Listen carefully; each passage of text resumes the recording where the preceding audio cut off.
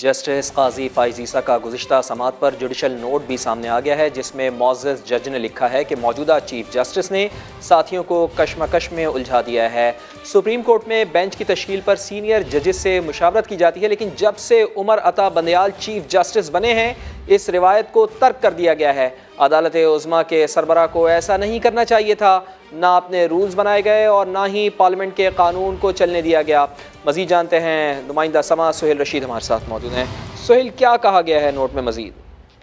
देखिए, ये एक तफसीली नोट है जो जस्टिस काजी फ़ाइज़ ईसा की जानिब से तहरीर किया गया है और उसमें कहा गया है उनकी जानिब से कि ये वाज़ेह करना चाहता हूँ कि फौजी अदालतों के मुकदमे की समाअत से दस्तबरदार नहीं हो रहा, लेकिन मैं चूँकि जब से प्रैक्टिस एंड प्रोसीजर का जो कानून था उसे सुप्रीम कोर्ट ने बिल की सतह पर मुअत्तल किया और उसके बाद से जो चीफ जस्टिस हैं उन्होंने मुझे एक मखमसे में डाल दिया था और अपने तमाम साथियों को भी उन्होंने कशमकश में ढीला वजह तौर पर डाला। उसके बाद से मैं किसी केस में नहीं बैठ सकता था, तो अगर अब मैं इस केस में बैठ जाऊं तो अपने उसूल की खिलाफ वर्जी कर रहा हूँ। साथ ही उन्होंने ये भी कहा है कि जब से चीफ जस्टिस उमर अता बंदयाल का दौर शुरू हुआ है उन्होंने एक रिवायत को तर्क कर दिया और वो रिवायत ये थी कि बेंचेस की तश्कील से लेकर तमाम जो अहम अमूर थे उस पर सीनियर जजेस से मुशावरत की जाती थी, लेकिन चीफ जस्टिस गुलजार अहमद की वक्त तक तो ये होती रही, लेकिन इन्होंने आकर उस रिवायत को तर्क किया। न सिर्फ मुझसे बल्कि दूसरे सीनियर जज